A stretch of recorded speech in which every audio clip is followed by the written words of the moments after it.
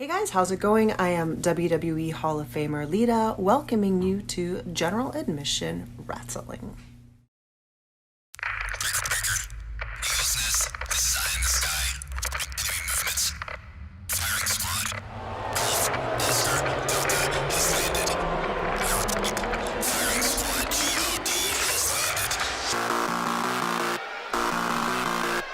Hey folks, welcome into Friday Night Storm. We have a big show lined up for you tonight, and we begin with the Tag Team Championships on the line. Former champions, the Gorillas of Destiny, step up to take on the Usos.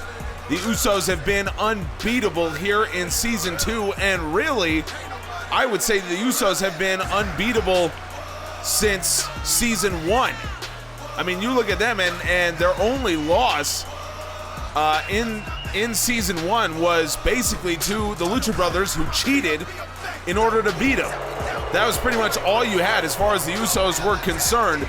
They went 13-2 in Season 1. They were champions for most of the time. They're 5-0 in Season 2. They have been champions the entire season. So the Gorillas of Destiny hoping that they will be the ones to end the reign. It'll take a superhuman effort, I can tell you that.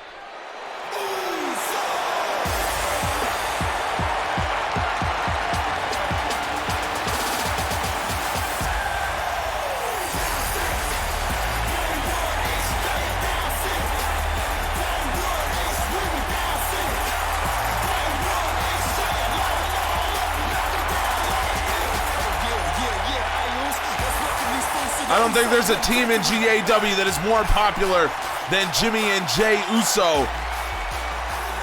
They've had a career resurgence since coming here to General Admission Wrestling. It's great to see the growth that they've had as a team, and that growth has led to incredible championship success, incredible fanfare. They have quickly become one of the best tag team champions in recent memory in GAW. And I'll tell you what, the Usos are must-see TV. And if you want to see GAW, the Usos, whoever, check us out on social media. We're on TikTok, we're on Instagram, we're on Facebook. Links are in the description. Check us out. The Usos in the midst of their second reign here as tag team champions.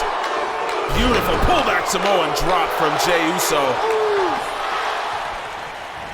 They've held the titles since Nitro 10 back in January. That combined with a 244-day reign back in Season 1, in my opinion, makes for the best tag team run since at least 2018, when War Machine held the titles for almost a year, maybe going all the way back potentially to the Golden Lovers, who held the titles for about a year, all the way back in 2015. Well, if you want to see that history of the Tag Team Championships and all of the championships in General Admission Wrestling, just check out our website, generaladmissionwrestling.com. Link is in the description. You'll find the link to join our Discord, and you'll also see full histories of all of our championships, so you can see how the Usos stack up historically to some of the best teams in the history of GAW. I think they stack up pretty well. Both men line it up. Double super kick from the Usos. Two of the best super kicks in the game, in my opinion, and now Jimmy Uso hauling off with the right hands. Third lariat, but Tama Tonga right back to his feet, and Jimmy Uso baited him in. Jimmy and Jay baited Tama Tonga in, and now they're both working on him in the corner. This is tag wrestling at a very high level from the Usos, and Jimmy stalking his prey here. Super kick attempt, sidestep by Tama Tonga, but Jimmy comes right back, heavy right. The Usos were prepared for this one. They said they wanted it. They said that they were ready to face GOD once again. They wanted to prove that that match at Nitro 10 was not a fluke, and I don't think it is, but Tama Tonga with a DDT to Jimmy Uso. Stands him up on the apron. And now Jey Uso gonna give Jimmy a little bit of space here working against Tama Tonga. The Usos remaining fresh, and Jimmy with a backdrop on the outside. The Usos know exactly what they need to do. And they know that they need to isolate GOD. But it's a dangerous game you play when you do this. The Usos doing a very good job to keep Tama Tonga away from partner Tonga Loa, but you would think that at some point Tonga Loa will get in this match, and he is fiery and intense at the best of times, but that's a beautiful takedown from Jimmy Uso, and now Jimmy into a tequila sunrise. Dangerous stuff, and Tama Tonga has no choice but to tap out. I said that Tonga Loa probably will get involved, but the Usos did the absolute right thing and kept Tama Tonga away from his corner. This was a tag team clinic on the part of Jimmy and Jey Uso. And this is exactly why they have become one of the top tag teams probably in the last 5 years in general admission wrestling. At least that's what I would believe.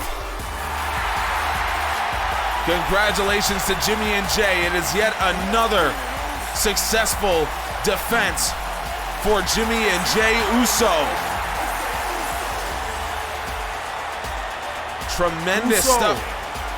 Uso, you've been talking us. We will be champion again. Well, there's certainly some history there between the Lucha Brothers and the Usos. I'm excited to see how this story plays out. But coming up in our main event, Dakota Kai and Ronda Rousey face off in a last woman standing match. So much on the line. World Championship for Ronda Rousey. But if she does not win the title, she will be forced to join Team Kick. That is coming up in our main event.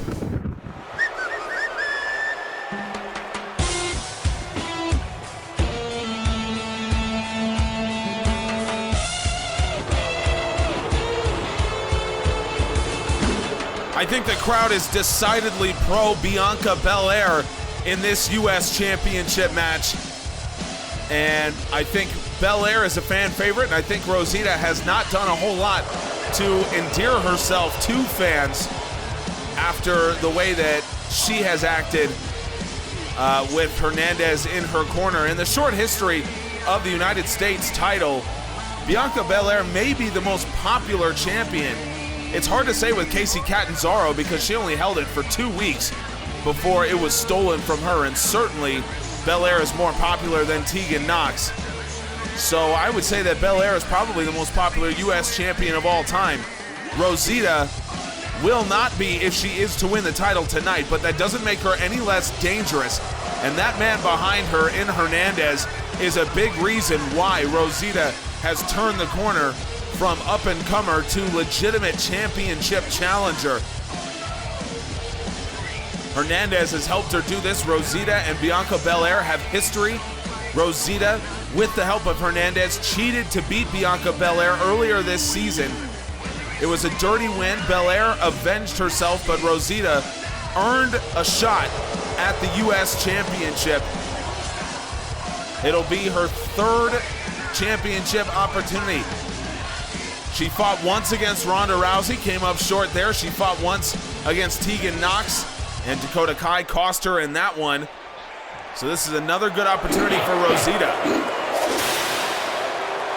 I'm on my own, against the wall.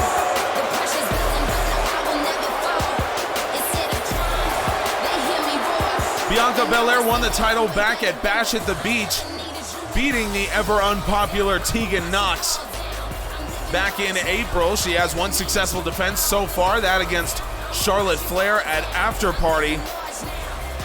So Belair hopes to use the U.S. Championship to potentially launch a challenge for the World Championship at some point. That obviously is that's a little ways down the road, and Bianca Belair has no intention of losing this U.S. Championship anytime soon. But there seem to be new challengers coming up every few weeks, it feels like. And Jessamine Duke returning to the top, really getting her form back. Ruby Riott, we saw her collect her first GAW win on Dark just a couple days ago.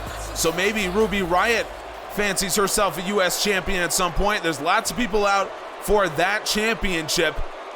But Belair, she has only Rosita to focus on now. You know, I don't think we talk enough about Bianca Belair's turnaround in Season 2. In Season 1, Belair went 1-6 overall. She is now 6-1. She's won 6 in a row. She's the U.S. champion.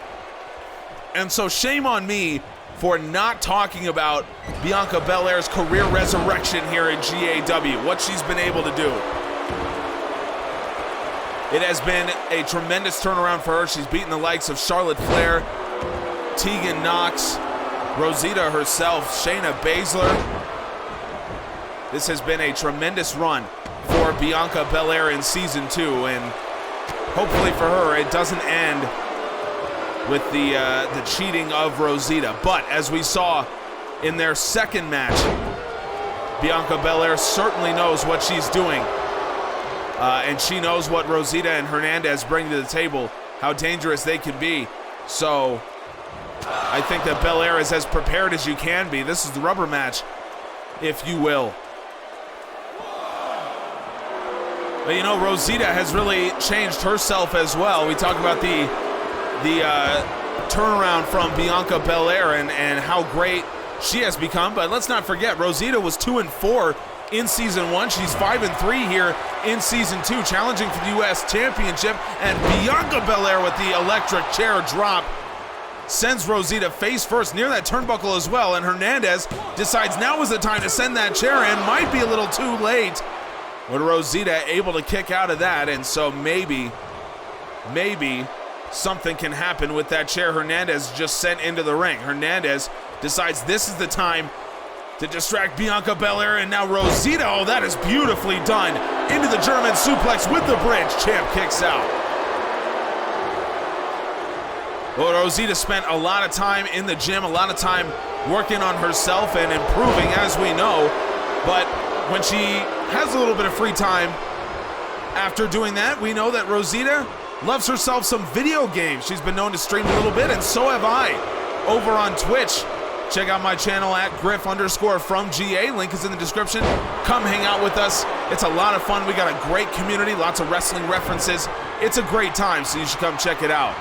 Bianca Belair gets Rosita up on the shoulders, maybe looking for that electric chair drop once again. Rosita frees herself, and now the referee has seen the chair and thankfully dumps the chair out of the ring.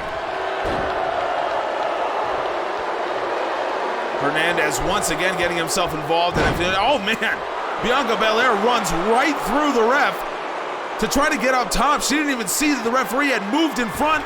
Belair with the 450. That is the athleticism of Bianca Belair, but the referee, he's up to make the count, but Hernandez pulled him out. That was the win right there with the 450. Hernandez pulls the referee out of the ring. It's not the first time that we've seen that in a U.S. Championship match. And now Rosita once again with the German suplex. Rosita taking full advantage of Hernandez, helping her out here, but Bianca Belair leveraging her incredible speed and athleticism. That is why she has enjoyed such a resurgence. She has really found the best way to blend her world-beating athleticism with her incredible strength and find a way to make that work. That had been an issue for her early on in GAW, but now she's really got it. Rosita gets her on the ground, and Rosita spikes her with a basement Hurricane Rana. Rosita looking to become U.S. champion, hooks the leg, Belair kicks out. Already this is a more competitive match than what we saw from the Usos and GOD. Albeit, in a large part, it's competitive because of the actions of Hernandez. The match should have been over by now. But ever since then, Rosita has really taken control here. And now the grounded side headlock here by Rosita. Bianca Belair able to free herself and catches Rosita coming in. Belair, this is some disrespect to Rosita, just doing some squats into the power slam. Belair is as strong as they come and now hooks the leg. Rosita kicks out. That was a little disrespect shown to Rosita of LAX. And Rosita not happy about it. Into the corner goes Belair, and she fights back out. Elbow to the knee, and now Belair, boot to the gut, up onto the shoulders goes Rosita, and Belair with the electric chair drop, and it was done right in front of Hernandez. And he saw his young charge get dropped face first. Belair drags her into the middle, makes the cover. Rosita kicks out again.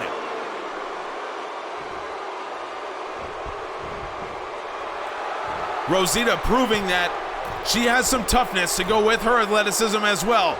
Belair up to the top. Belair drops the double axe on top of Rosita.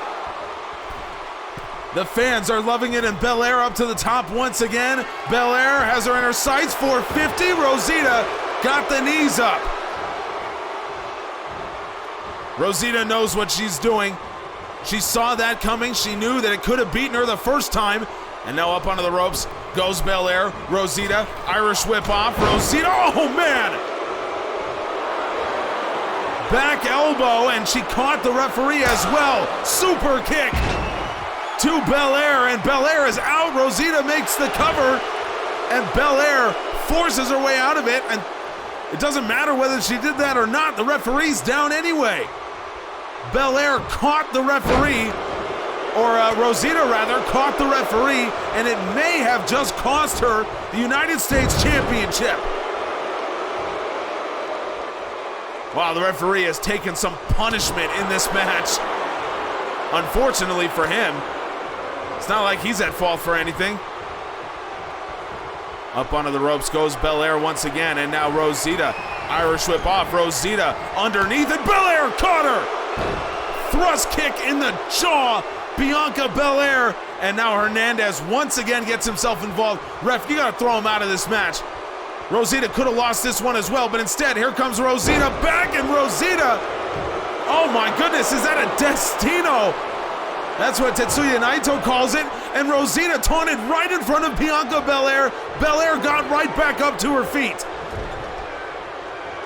What a match this has been.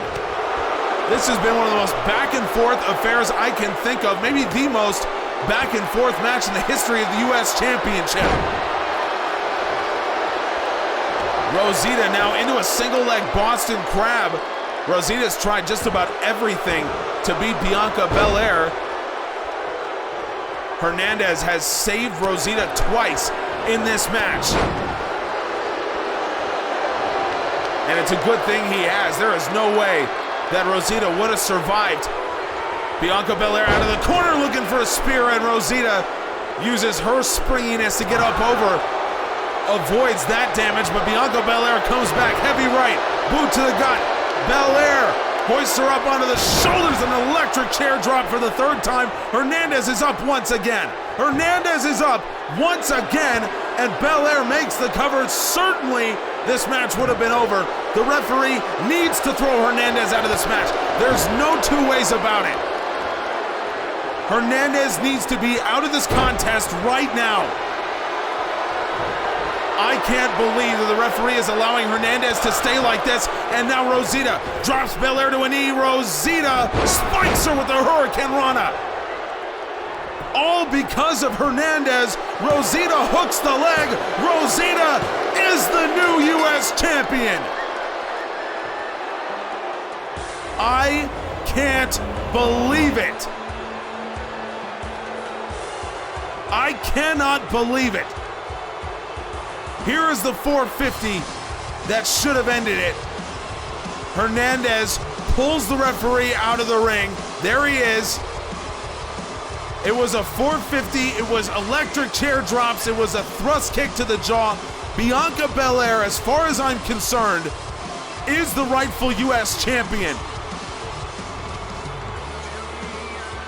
All I can say is, when you compare it to the way that Bandito and Rey Mysterio have won matches. I don't know how this is allowed to stand, but Rosita, on her third attempt at winning the U.S. title, has captured the belt.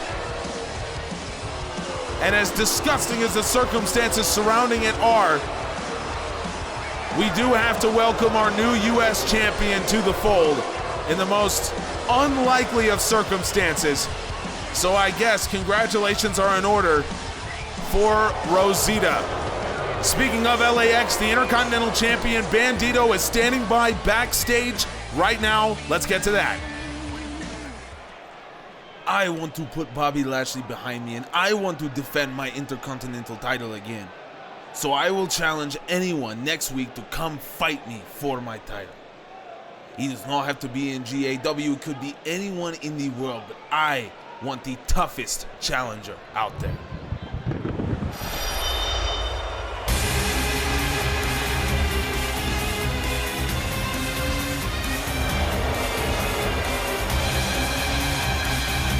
So I noticed that Bandito did not mention Rosita becoming U.S. champion. So I don't know. I'm intrigued. I wonder. I've always wondered about the nature of the Latin American exchange and how they work, considering that there seems to be such a philosophical difference between Rey Mysterio and Bandito and Hernandez and Rosita.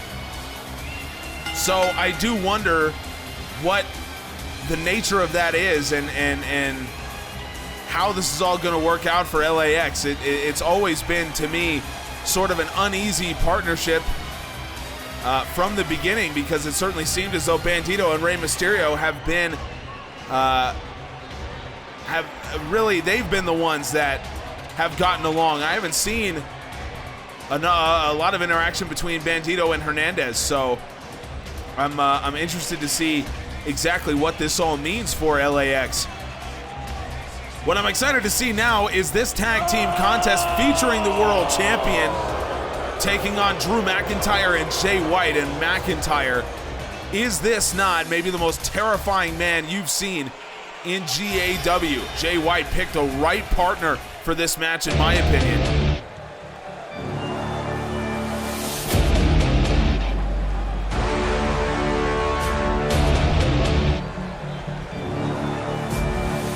You know that Damian Martinez was looking forward to this. You know that as soon as this match was announced, Martinez had it circled in his calendar. He knew what he wanted to do. He knows that he wants revenge on Jay White. Jay White is the person that Martinez faced on his debut. White and McIntyre have been attacking Martinez mercilessly for weeks. Martinez has managed to beat McIntyre, but he has not gotten his hands on Jay White. So you know that he's been looking forward to this. And while this isn't a one-on-one contest, which is what you know he wanted, at least it's an opportunity for him to fight. Martinez is coming off a win on GAW Dark against Tyler Bate, where he looked absolutely dominant. It was a great match between him and Bate, but Martinez showing his strength, his size, his speed, everything that you want from a man of his size. He is dangerous.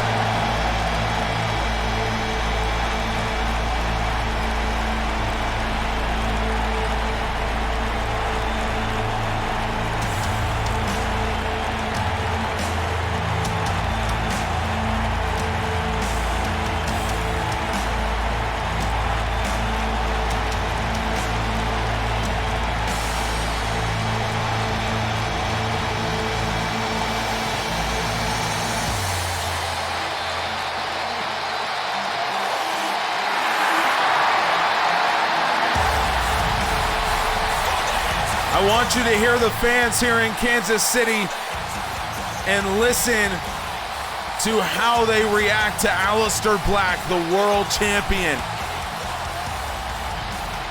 Aleister Black truly is one of the most popular world champions we've had in GAW, at least in recent history. I would venture to say that right now Aleister Black is more popular than Kenny Omega was when Omega won the title last year. I would say that Aleister Black is as popular as Samoa Joe when he was world champion. And I would say that he is as popular, if not more popular, than AJ Styles when AJ was world champion. And Aleister Black, one of the reasons why he is so beloved by fans is because he doesn't take anything from anybody. And he was willing to step up and handle this challenge, teaming with Damian Martinez, a man who certainly desires the world championship. Aleister Black is willing to put his title on the line, to put his health on the line in a match like this, and you gotta respect it. I certainly do. 20-minute time limit in this contest, and Martinez comes out with a rolling kick. Martinez and White in the ring together for the first time since White and McIntyre have been attacking Martinez, and now Martinez looking for a quick win. He got his feet on the ropes as well, trying to give Jay White a taste of his own medicine with that one. And Martinez again looking for a rolling kick. Look at the height he got. Jay White wants nothing to do with this. Oh, maybe not. White was trying to fake out Martinez, but it's Martinez who sends him back into the corner. I think Jay White has just been absolutely swept off his feet by Damian Martinez right now, and White does take the tag out. He wants the much bigger Drew McIntyre to face Martinez in this one, and both men sending Martinez back first. Irish whip into the corner goes McIntyre, and now Damian Martinez, he's gonna tag in the world champion. Aleister Black unleashes a right to Drew McIntyre. This is not the first time that we've seen Black and McIntyre in the ring together. Black defended his world championship in his first reign against Drew McIntyre. That was back in August of last year. So these two are not strangers. In fact, it was Drew McIntyre attacking Aleister Black that formed the Blade Runners back in season one of the most dangerous groups in general admission wrestling. Aleister Black right now has the advantage on the bigger Drew McIntyre, but now McIntyre leveraging his size.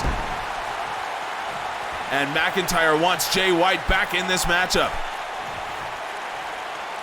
You can see the fear that Aleister Black inspires on both men, and McIntyre is not one that is usually afraid. Now, I'm not saying he's afraid now, but I'm saying that he's thinking twice about being in there with Aleister Black. Jay White drops a third lariat to the throat of the world champion. White had his opportunity against Aleister Black on Friday Night Storm. He couldn't take it. Black counters the Kiwi Crusher with a Northern Lights suplex. Jay White had the chance. If he had beaten Aleister Black last Friday, he would have had an opportunity at the World Championship. It maybe would have happened on this night. Instead, Aleister Black comes down with a Meteora on the outside. Jay White stunned by Aleister Black getting up in the air like that, but we know Black is an incredible athlete as well as a deadly striker. We know that in one-on-one context, Aleister Black is a better wrestler than Jay White, and that spinning knee strike tells you all you need to know about what Aleister Black is all about. His striking ability. He is an 8-point striker. His hands, his feet, his elbows, and his knees. And I would venture to say that even his head, I would say he's a 9-point striker. Oh, Aleister Black, I think Jay White sent him nose first into that LED board, and Aleister Black with a German suplex. You can hear the fans are loving this. They love it when Jay White gets the retribution from people that he has hurt, and now Jay White crawling into his corner makes the tag to Drew McIntyre. McIntyre working 2-on-1. Black ducks underneath the lariat and a standing cutter from Black. It is so smooth from the world champion into the cover, and McIntyre kicks out. silky smooth offense from the world champion Aleister Black, and he starches McIntyre with a black mass. Black mass from Aleister Black, and the world champion and Damian Martinez have beaten White and McIntyre. They work together beautifully, Black and Martinez. And it was Aleister Black who proved how incredible of a weapon he is. Martinez softened up both White and McIntyre, and then Aleister Black came in and finished the job. There was the standing cutter from Black. McIntyre was just able to survive this one, but almost no one survives the Black Mass, and Drew McIntyre is no exception. Aleister Black got his nose broken on the LED board by Jay White, but he didn't let that even faze him. Black and Damian Martinez reign supreme on this night. What a great match and what a great showing for the world champion. Truly the best wrestler on the planet.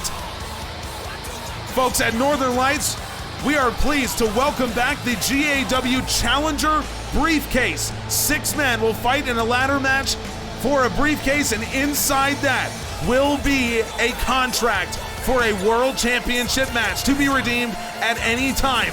It was instituted last year. Pac used it on Aleister Black to become world champion. Who could be the man to be the next world champion? We will find out. Qualifier matches for that match start next week on Friday Night Storm. But coming up next is our main event, Ronda Rousey versus Dakota Kai, last woman standing.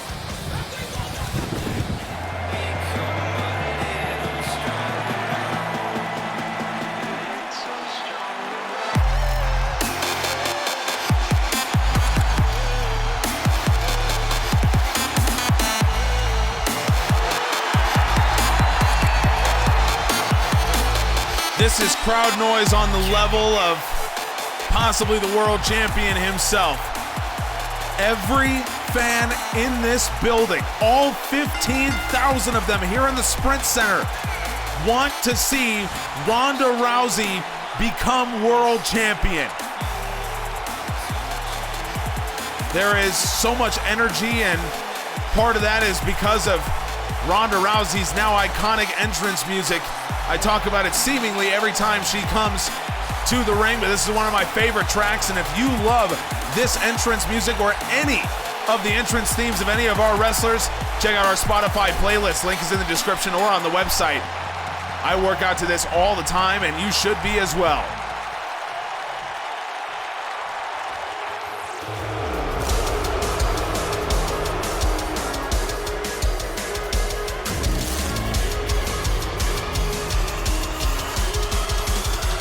Dakota Kai, the women's world champion, getting the reception she so richly deserves. That belt around her waist adorned in the Australian flag, her home country, and it's a belt that she won illegitimately with the help of Tegan Knox, bringing Asuka to the almost to the point of not being able to walk, and that's what Dakota Kai needed to win the world championship, and she has not looked back after that. But this match, in my opinion, represents the most dangerous challenge to Kai's world championship since she won it at Nitro 10. This will be Ronda Rousey's 3rd attempt at becoming women's world champion. We saw Rosita become US champion on her 3rd attempt. So can Ronda Rousey do the same? In my opinion, she has the ability. In my opinion, she is a better wrestler than Dakota Kai. But as we know, as we have unfortunately discovered with Kai, it doesn't matter how good you are relative to her. It matters whether you can stand up to all of the cheating that comes with a Dakota Kai title match. The rules of a last woman standing match: you must must keep your opponent down for the referee's 10 count.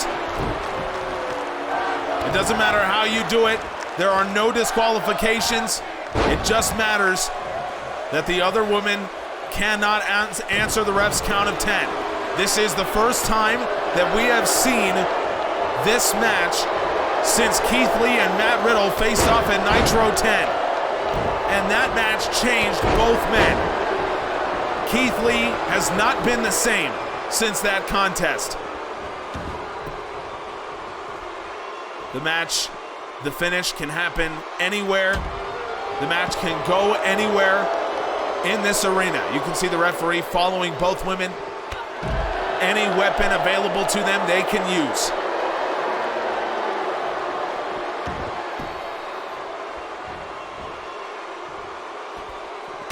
It's funny that I feel like this match is almost more in Ronda Rousey's wheelhouse in a sense, because she is used to the idea of this kind of battle of wills, this battle of toughness. This isn't so much tactical as it is about your own grit, your own toughness. So even though Dakota Kai is more experienced in wrestling, I believe that she has probably had more last woman standing matches in her career than Ronda Rousey. I think Ronda Rousey is more prepared for a battle like this. Referee at the count of 6 now as Ronda Rousey planted by the side Russian leg sweep by Dakota Kai. Ronda Rousey up to her feet. I think Kai knew that wasn't going to be able to get the job done, but she decided to take the rest in the ring anyway. Right now, Dakota Kai looking awfully good against the challenger. But as we know, it's not how you start, it's how you finish. And in a match like this, it's got to be something. You can hear the deafening chants for Ronda Rousey, but Dakota Kai with a backslide driver. Ronda Rousey left laying in the ring, and Dakota Kai once again waits for Ronda Rousey to answer. I think Kai knows that Rousey will answer the count once again, but again, this is the mental games being played by Dakota Kai. Ronda Rousey does answer the count with no real issues, but Dakota Kai trying to play the mental games with Ronda Rousey, and now Rousey sends her over the guardrail. Rousey will meet her on the other side. Rousey trying to use her striking ability, and again, hard right hand sends Dakota Kai over. The fans loving that close look at the brutality of this match. And Dakota Kai baits Ronda Rousey back into the ring, and Rousey gonna call her bluff up under the shoulders, maybe looking for Samoan drop, but Dakota Kai plants her with a reverse DDT. Dakota Kai is using every second she can, making Rousey answer every single count. This is a lot different than what we saw from Keith Lee and Matt Riddle all those months ago at Nitro 10, where there was almost no time. It was only the biggest moves that were forced to be answered. Now Dakota Kai is forcing Rousey to continue to answer this count. It's a different strategy, not one that we generally see in a match like this, but one that you can certainly expect from someone as arrogant and, in my opinion, as cautious as Dakota Kai. Those two things generally don't go together, those two qualities, but I think Dakota Kai exhibits both. I think she is arrogant, but I think she also is fearful of what Ronda Rousey can do. Back outside they go. Dakota Kai has had some success out there. And again, Dakota Kai making Ronda Rousey answer this count. That has been the story of this match so far.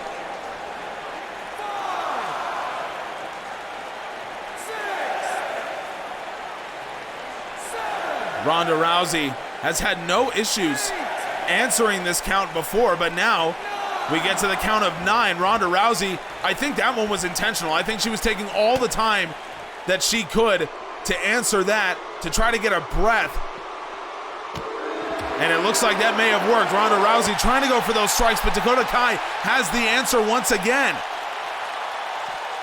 The world champion is dominant right now.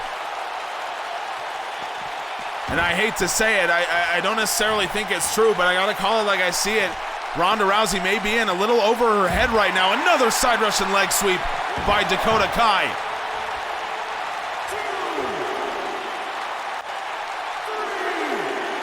Once again, Dakota Kai forcing Ronda Rousey to answer this count. It's been a very deliberate match from the world champion right now. And so far, it's been a pretty successful strategy. Ronda Rousey has had no time to get any rhythm in this match. So Dakota Kai, as much as I hate to say it, this is brilliant planning from the world champion. I said that this match wasn't so much tactical as it is about toughness, but Dakota Kai is proving me wrong. This match is about tactics. And I think Dakota Kai is showing us all that when you have the right tactical approach, you can be successful in this match. Ronda Rousey off the top with an elbow drop. Dakota Kai rolls out of the way, but I think Ronda Rousey got her with a kick to the back of the head as she came down. So for the first time, Dakota Kai looking a little vulnerable right now.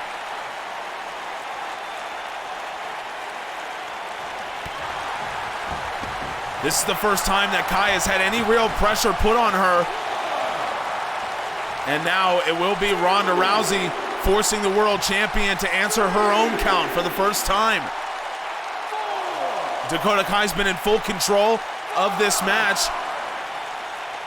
But Ronda Rousey, at this point, putting the pressure on the world champion. Dakota Kai is able to sit up, and immediately Ronda Rousey gets her to her feet, and Rousey, she's playing the game the right way right now. She's doing what she needs to do.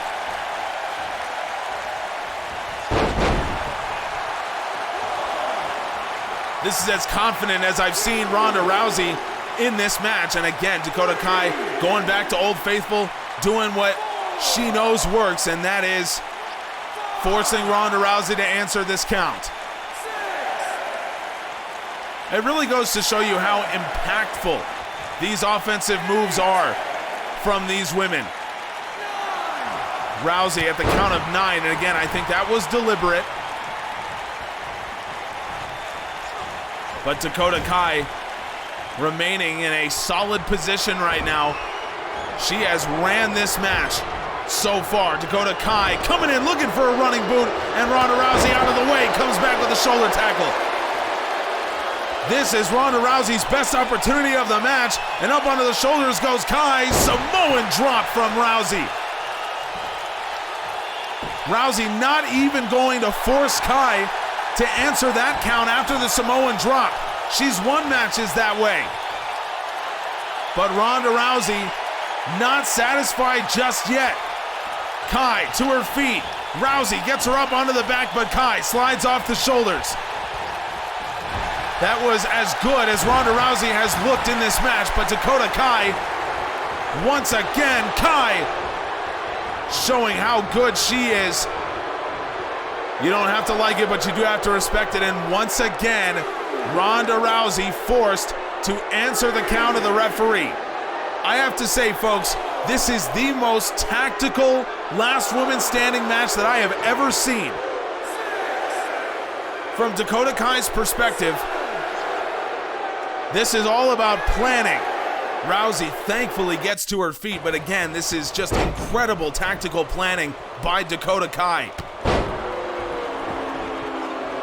Again, this has pretty much been all Kai right now, but Ronda Rousey showing some kind of fire at least.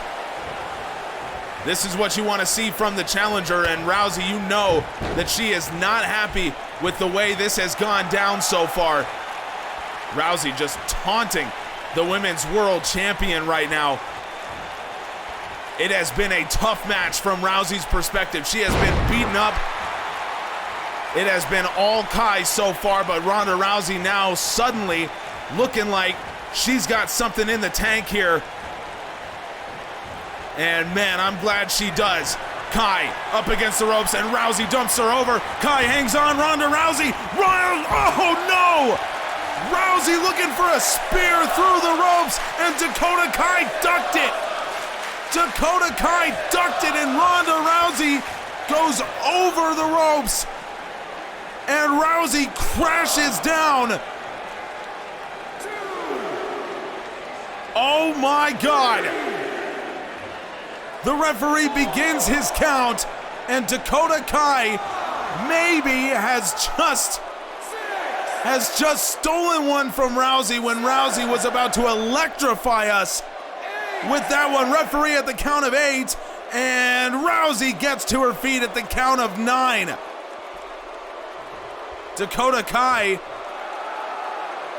pulled a rabbit out of the hat with that one and now taunting Rousey, but Rousey makes her pay for that. Rousey somehow withstands. She somehow withstands the attack from Dakota Kai. And now Rousey will be the first to look for a weapon here. As Dakota Kai gets her way to her feet. But Ronda Rousey, I can't believe that she withstood just hitting bare ground on the outside as Dakota Kai ducked underneath the spear. That is unbelievable, and Ronda Rousey, she has found herself a table from underneath the ring. Dakota Kai has gotten up, but Ronda Rousey puts her back down with the table itself. Dakota Kai down, but Ronda Rousey not even going to let the referee continue his count. Ronda Rousey wants this again from Dakota Kai.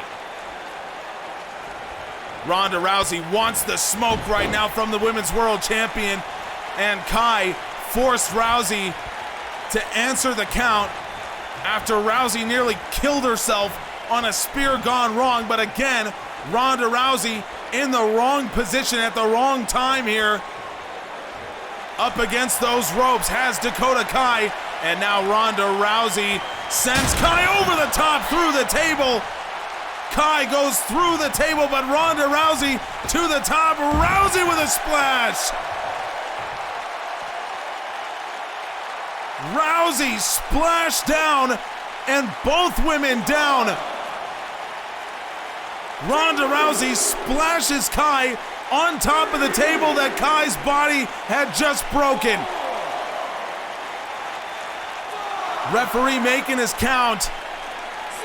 To the count of 6, both women are down. Ronda Rousey looking like she's about to get up. Ronda Rousey up to her feet. And Tegan Knox from behind. Tegan Knox knocks down Ronda Rousey. Rousey's down. Referee at the count of 10. Both women are down. It's a draw. It is a draw. Both women could not answer the count. So what does this mean? Well, the championship doesn't change hands, but Dakota Kai, hang on, I'm thinking about the wording. She said that if Ronda Rousey doesn't win the title, so what does this mean for Ronda? Ronda, I hate to break this to you, but you did not win the title. The rule was if you can't win the world title tonight, you have to join Team Kick. We have your uniform ready in your locker room. We'll see you next week for your orders.